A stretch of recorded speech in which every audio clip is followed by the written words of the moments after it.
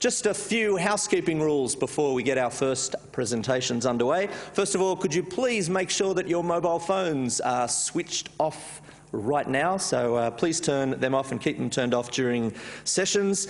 Smoking, you're not allowed to smoke inside the Darling Harbour venue, but there are areas outside for smokers and lawyers available for the passive smokers. And just two more housekeeping rules. The first one is the applause rule. Generally what happens at events like this is people come up onto stage and they get a very polite but subdued round of applause. We want to try and create as much atmosphere in here as we can. So when I do bring a speaker up onto stage, or including in your workshops, give them one of those totally wild and over-the-top American talk show, Jerry Springer style rounds of applause, just to make them feel welcome and create a little bit of atmosphere, almost as if we're sort of Jerry Springer show meets Barmy Army, and go a little bit over the top. With the exception of the back row of tables, what I'm going to ask our back row of tables to do is not just applaud, but could you also chant the person's name over and over again as they come up to stage. Let's have a little bit of a practice. Let's assume that our keynote address this morning was being given by one of our planners, Steve Lennon. Steve is in the house. Steve, if you could just stand up. Let's assume that Steve was coming up here.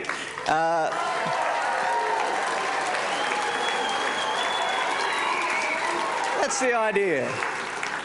All right, so then Steve would come up here and give his keynote address entitled "Why Life Insurance Turns Me On," and we would all obviously be riveted, and he would regale us with tales of what a wonderfully exciting place Inverell is. So keep in the back of your minds, we want to give as much applause as we can. One final piece of housekeeping before we get underway, and that is to get everybody in the room to take the Advice Day Out oath. Could you please stand up just for a moment, ladies and gentlemen? To take the Advice Day Out oath, we raise our right hand in the air like so. Place your left hand on your wallet and repeat loudly after me, please. I swear more often than I probably should. I also promise that at all times today I will pretend to be extremely interested in everything that our presenters say, because they are very interesting and knowledgeable people. So help me, Sally. Amen. You can be seated. All right.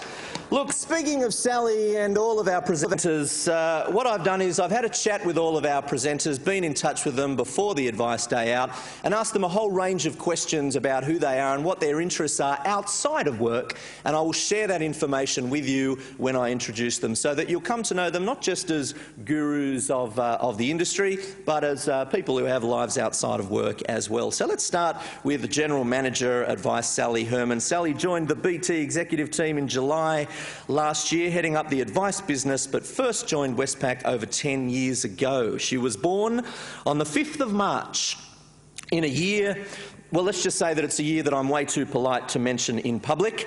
I will say that it was the same year that the Treasurer Peter Costello was born. It was the same year that Princess Caroline of Monaco and Robert D. Costello were all born. That's not giving too much away, I hope, Sally.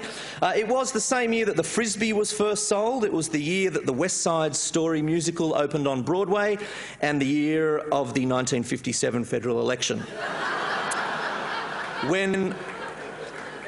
When not doing things to do with BT and Westpac, Sally likes reading, going to the theatre, listening to Jack Johnson and spending time with her 8-year-old son.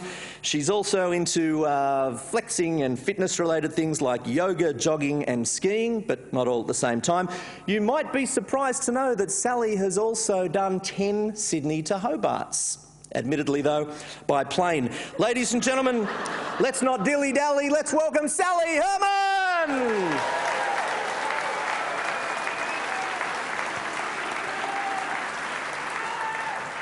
Thanks,